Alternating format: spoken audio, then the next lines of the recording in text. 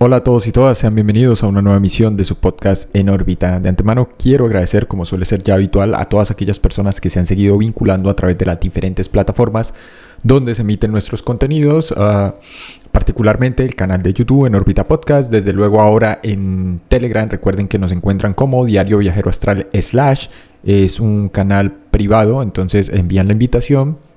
Allí van a encontrar bastantes tips, datos, información en general, working papers, sobre todos los fenómenos que nos interesan, desde luego VR, SL, OB, entre otros más.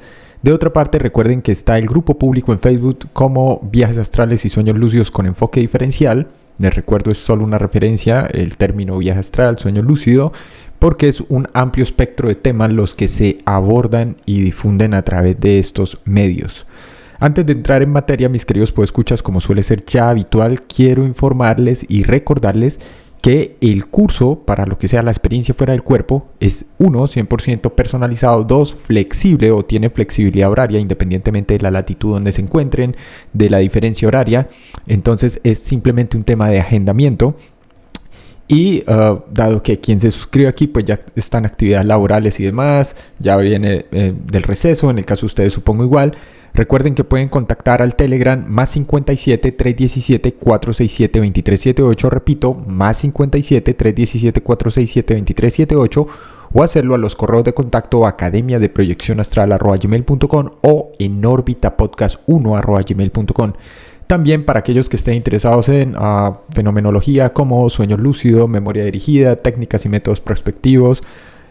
Recuerden que todos los talleres, que de hecho son solo 4 o 5, allí enunciados en nuestra página web, laexperienciafueradelcuerpo.info, tienen también un enfoque diferencial y son 100% personalizados, desde luego individuales.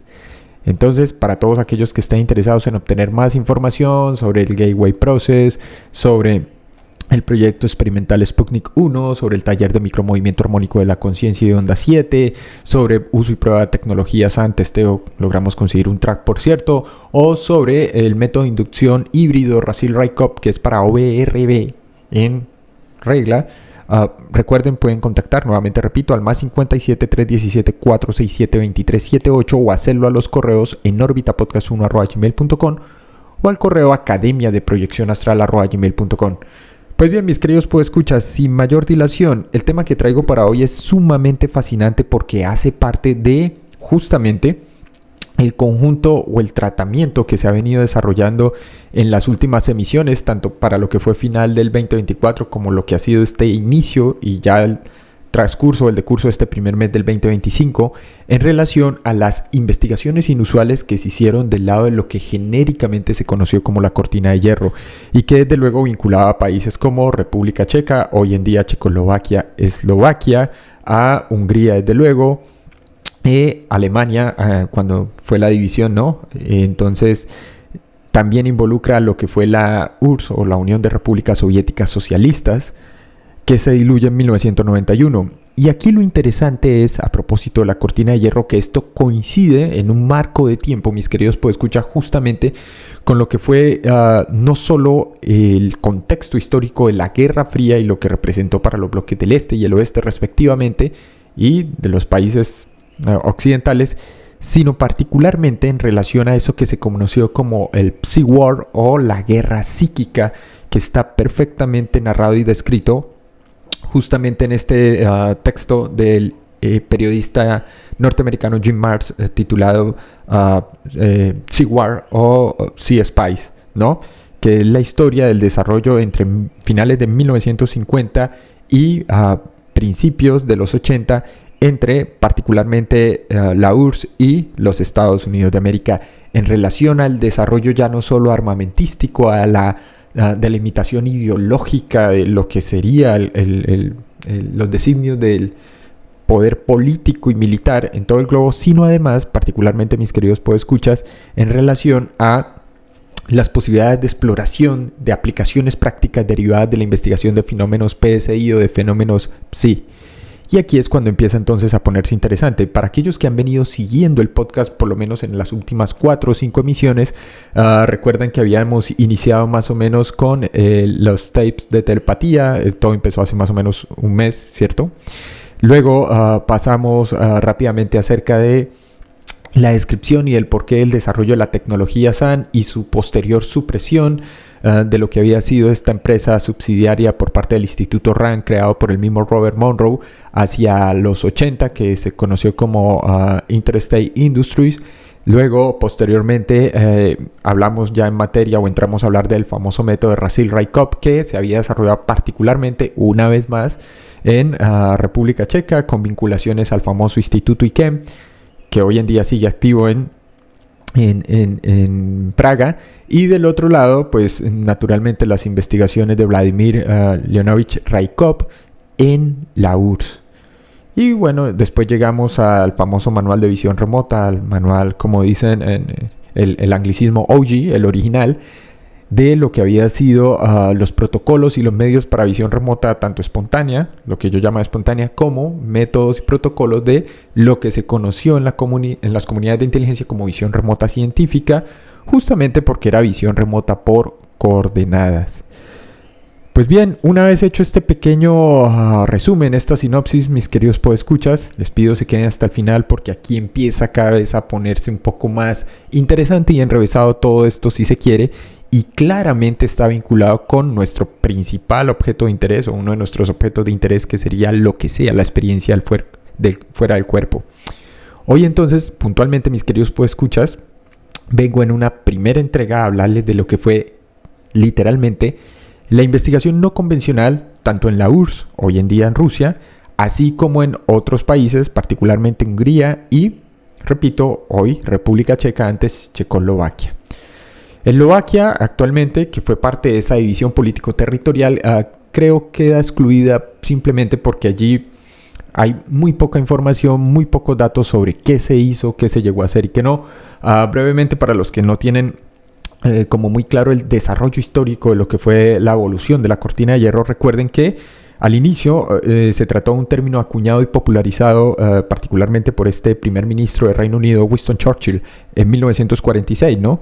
Es en un discurso en los Estados Unidos cuando se introduce este término y queda en el imaginario colectivo justamente esa división de fronteras imaginarias.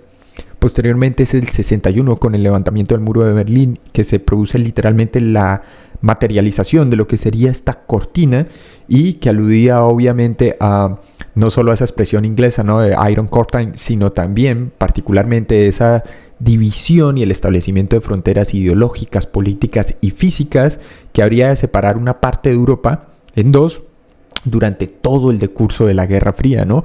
Y ahí entonces es cuando surge el conflicto y la pugna por el control global, si se quiere, así suene a mala película de ficción, entre los países occidentales del bloque capitalista, claro, y desde luego los países alineados con el bloque comunista, liderados por lo que entonces fue la Unión Soviética. Retomando entonces esa evolución, que es importante para tener un poco de contexto y entender el origen, la génesis de todo esto, mis queridos podescuchas, hay que recordar que es en 1989 que esta cortina empieza a derrumbarse desde el punto de vista cultural e incluso de la cultura pop. Y esto está perfectamente representado por lo que fue la caída del muro de Berlín y posteriormente en 1991 con la disolución de la Unión Soviética. Hay que recordar que en toda esta andanada de sucesos históricos también se produce la reestructuración propiamente al interior de la URSS y la apertura, por lo menos en términos económicos y sociales, hacia lo que sería Occidente. Pues bien, mis queridos podescuchas, este tema se va a presentar también en varias fases simplemente porque está vinculado con las famosas máquinas mentales, que son un capítulo dentro de la historia del Chi-War, particularmente de eso que se conoció no solo como generadores de papelita, sino particularmente del desarrollo de lo que fue, por lo menos en la URSS, de la psicotrónica. Soy consciente que probablemente habrá aquí en este momento ingenieros electrónicos escuchándonos, físicos, estudiantes de física, estudiantes de ingeniería electrónica y otras áreas conexas y afines. Y en regla, aquí hay un problema que está vinculado con la producción, generación de energía a partir de fuentes específicas y que tendría que ver aquí con esa idea muy distendida que se maneja entre los teóricos de conspiración acerca de máquinas de movimiento perpetuo, de la posibilidad de sistemas de movimiento perpetuo, si se quiere, ¿no?, que representan desde el punto de vista de las leyes físicas convencionales un problema técnico, no solo de diseño. Pero bueno, eso ya lo abordaremos en otra emisión, mis queridos podescuchas. Retomando entonces y centrándonos en lo que aquí nos interesa. Esto tiene que ver claramente con no solo lo que fue research acerca de la cibertrónica, de la psicotrónica, sino particularmente de las investigaciones que se estaban haciendo en un periodo particular. Y aquí me voy a permitir entonces servirme un excelente artículo presentado por Sergei Kermanch, vinculado al Departamento y al Centro de Investigaciones de Robótica Avanzada y Ciencias Ambientales en Rusia. Pues bien, más o menos de qué va. En la URSS y hoy en día Rusia, desde aproximadamente 1921 hasta la fecha, se han llevado a cabo muchas actividades de investigación diferentes, hoy calificadas como no convencionales. Es lo que análogamente ocurrió, aquí hago un paréntesis, en Estados Unidos, con universidades como Duke, en donde, y la UCLA desde luego, en donde, por ejemplo, gracias a las figuras de Joseph Berrain y de de Brasil, que se traslada a los Estados Unidos y allí se nacionaliza, que se desarrolla el campo de la parapsicología, ¿no? Entonces, ante esa resistencia negativa por parte de los pares, de la comunidad académica y particularmente los psicólogos clínicos y experimentales, es que hoy en día se sigue haciendo investigación bajo el acrónimo y bajo ¿cómo se le diría eso? El neologismo de cognición anómala. Pues bien, retomando entonces, hoy en día todas estas investigaciones que se llevan a cabo en lo que es la Federación Rusa se califican como no convencionales. Por ejemplo, estas están relacionadas con el impacto de la emisión electromagnética débil y fuerte en objetos biológicos, sistemas físicos vivos, estudios como entrelazamiento cuántico en sistemas macroscópicos, transmisión de señales no locales basadas en algo que se conoce como en el efecto Aronoff-Bohm. Aquí estamos hablando de David Bohm desde luego, los fenómenos del operador humano, entre otros más.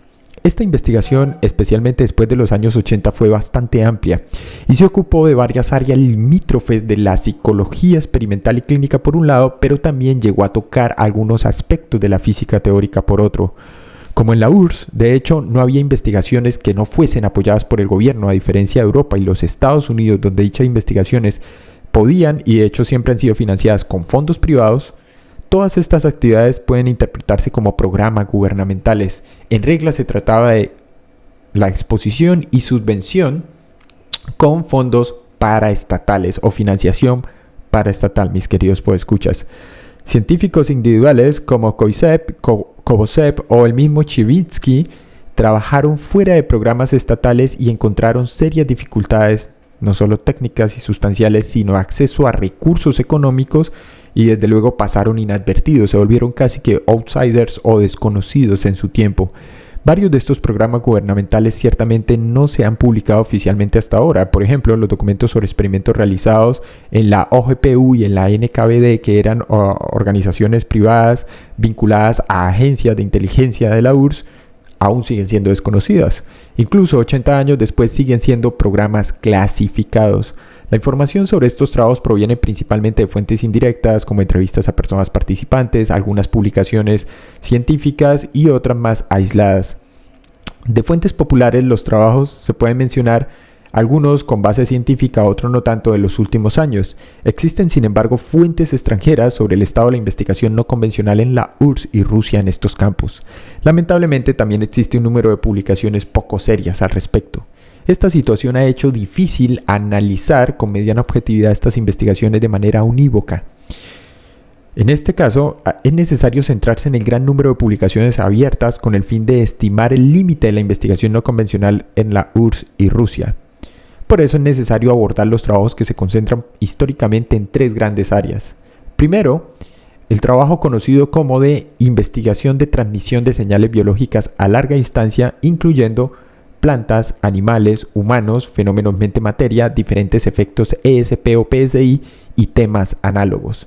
Segunda línea de investigación, emisiones no ionizantes, en particular electromagnéticas de origen humano y su impacto en la fisiología humana y de manera más general en diferentes sistemas biológicos. Paréntesis, esto, para aquellos que no lo sepan, al margen del trabajo de Raikov Risil, está muy emparentado con el trabajo que estaba desarrollando en los Estados Unidos cuando ya reside allí el investigador Itzhak Bentov. Así es, mis queridos podescuchas, el mismo del micromovimiento armónico de la conciencia, Acuérdense que hay un taller individual al respecto con el track o la pista cuyas indicaciones e instrucciones habían sido dadas por este. Pues bien, una tercera línea de acción o investigación serían los fenómenos relacionados con la generación y detección de una emisión altamente penetrante de origen biológico y no biológico en sistemas físicos y no físicos. Por ello, gran parte de las investigaciones se han centrado en el contexto de lo no biológico. En la terminología de muchos autores e investigadores conocedores de los fenómenos PSI, las áreas 2 y 3 antes enunciadas se consideran áreas de investigación no convencional. Para una visión general y en profundidad, especialmente el área clásica, que es la 1, que tiene que ver con la transmisión de señales biológicos a larga distancia, que no es otra cosa que telepatía, así es, mis queridos podescuchas, y una variante de visión remota conocido como telepatía sintética, se podrían sugerir los trabajos, por ejemplo, de Kaumot y sus colegas, como Dubrod, Pushkin y otros más, que hicieron grandes esfuerzos en revelar lo que oficialmente, de la mano del gobierno, se estaba llevando a cabo, en este caso de la URSS en su momento. Dado que la investigación no convencional en la URSS y Rusia tiene un carácter cíclico, se pueden distinguir 3 periodos particulares, que son de 1917 a 1937, de 1955 a 1980, mis queridos podescuchas, y tras la disolución de la URSS en el 91, podríamos meter un tercer periodo que sin embargo va desde finales de los 80 hasta el año 2003. Estos periodos se diferencian desde el punto de vista de su carácter en términos de resultados obtenidos, posición fijada, ¿no?, por parte del gobierno ante la URSS, hoy en día la Federación Rusa, frente a los mismos. Hay que entender, ¿no? Una cosa es la posición pública de los gobiernos frente a todo este tipo de investigaciones, u oficial o oficialista, que se maneja de cara a los medios de comunicación, a la sociedad civil, a la población civil, y ya otra es la posición interna de la cual muy pocas personas saben. Finalmente, mis queridos podescuchas, para tener un panorama más o menos completo de toda esta situación, es necesario centrarnos particularmente en lo que había ocurrido hasta antes de 1917 y posterior a los años 2003. En este sentido, como mencioné, me voy a permitir servirme de la excelente investigación adelantada por Sergei Kerbranch, en el sentido en que tiene como una muy buena estructura, ¿no? Que abarca temas del Instituto de Áreas Fronterizas de Psicología y Salud Mental de Friburgo, Alemania, que es el instituto conocido como IGPP por sus siglas, y que hizo una excelente publicación en el año 2013. En este se señalan raíces históricas de la investigación no convencional en la cortina de hierro, que fueron causadas principalmente por una estrategia de financiación no solo soviética, sino que también tenía que ver con la evolución y desarrollo de manera diferente a cómo se estaba haciendo o llevando a cabo los trabajos occidentales similares. También es necesario discutir el potencial positivo, de los resultados obtenidos en términos de aplicaciones prácticas. A diferencia de cómo lo planteaban, entre comillas, los pares occidentales, en la cortina de hierro muchos de los investigadores, aupados o no por el gobierno y trabajando en muchos casos bajo presión, tenían no una obligación moral de rendir resultados y reportarlos a superiores de carácter o de naturaleza militar, a los estamentos militares, sino que estaban en la obligación bajo coacción o amenaza. Pues bien, la mayor parte de estos estudios parecen haber dado frutos bastante significativos en el campo de la transmisión de señales a distancias largas y súper largas e impacto y emisión y modificación en áreas biológicas, biofísicas, así como la aplicación de la posibilidad de sus aplicaciones, vuelvo y repito, como lo mencioné antes, mis queridos podescuchas, no éticas. Pues bien, ¿cuál fue el contexto? Para entender adecuadamente la situación en Rusia y la URSS en el campo de las investigaciones no convencionales o de cognición anómala, para decirlo en términos occidentales, en primer lugar es necesario señalar la percepción positiva de los fenómenos inusuales y sobrenaturales entre la población en general. Hay que recordar aquí, mis queridos podescuchas, que en el folclore, criaturas míticas como Baba Yaga, o Koshei el Inmortal, o Gorinch, la princesa rana, duendes y otro más, así como la creencia popular en, por ejemplo, el mal de ojo, son parte integral del folclore, la novela, las películas y la literatura, es decir, están insertos en la cultura popular, la publicidad y el uso cotidiano. En esta especificidad cultural, la terminología del efecto de operador positivo, también enfatizado por parte de varios investigadores occidentales el impacto que esto puede tener en el desarrollo de la misma. Hay que entender también el contacto de los psíquicos dentro del régimen, en el caso de Rasputín y la familia del último zar, en el caso de Stalin, en el caso de el grupo de psíquicos que apoyó a Boris Yeltsin en su momento y que han estado presentes en los días del Imperio Ruso y la Unión Soviética. Debido a dichos contactos, muchos de los fenómenos demostrados por estas personas fueron investigados científicamente por la Academia Soviética de Ciencias. A pesar de que la Unión Soviética realizó una gran cantidad de investigación no convencional financiada por el Estado, la posición oficial, como lo enuncié ya antes, hacia varios de estos aspectos de investigación, especialmente en áreas limítrofes de la psicología, siempre fue negativa. Estaba condicionada principalmente por consideraciones ideológicas. Lamentablemente en Rusia, después de 1991, sigue existiendo la misma tendencia. Sin embargo, esta se origina no ya desde la comunidad política, sino desde la comunidad académica. Por lo tanto, se podría decir que existe una reacción extremadamente polarizada de diferentes agencias gubernamentales, donde hay muchos partidarios y opositores de estos programas en diferentes niveles de jerarquía, en donde, desde luego, dependiendo de la participación en los programas gubernamentales, los investigadores pueden recibir apoyo y financiación y viceversa, podrían perder sus trabajos y la libertad en la época de lo que se conoció como el NKVD por involucrarse en el desarrollo de, escuchen bien mis queridos podescuchas para ir cerrando, tecnologías alternativas, que no es otra cosa que el desarrollo del campo de la psicotrónica que podremos luego discutir ampliamente. Dentro de esto, para hacer un pequeño desglose y una propedéutica a lo que será la próxima misión, mis queridos podescuchas, tenemos que forzosamente abocarnos también a la llamada medicina alternativa o tradicional, que está muy extendida. Ejemplo, según datos publicados por el Centro de Investigación de la Academia de Ciencias Médicas en la Federación Rusa, el 80% de los pacientes son atendidos por curanderos y brujos. En la época soviética, el ejercicio ilegal de la medicina era un delito penal que estaba contemplado en el artículo 221 del Código Penal. En 1997 se introdujo el concepto de medicina tradicional, para el cual se exigía un diploma de curandero y no una licencia médica. En las páginas de muchos periódicos, incluso en los principales, como el Russiskaya Gazeta, se pueden encontrar horóscopos elaborados sobre una variedad de temas de los llamados astropronósticos o astroprognosh, en la creación de la batalla de los psíquicos. Esto fue la versión rusa del desafío psíquico, y cada vez apareció una larga fila de personas que se consideraban dotadas de diferentes habilidades. Cabe señalar que después de 1991 apareció una gran cantidad de literatura New Age, lamentablemente. Rusia, hay que decirlo, pese a su blindaje político, territorial, ideológico, no fue ajena a todo este sincretismo de la nueva era que torpedeó el conocimiento, las prácticas y la formación ancestral de diferentes grupos étnicos a lo largo y ancho del globo. Casi todas las editoriales tienen una o varias series dedicadas a este tema. Ejemplo, aquí un paréntesis. Vadim Zeland, el creador de Transurfing Reality, que impactaría en el desarrollo luego de lo que sería el grupo de los Dream Hackers rusos.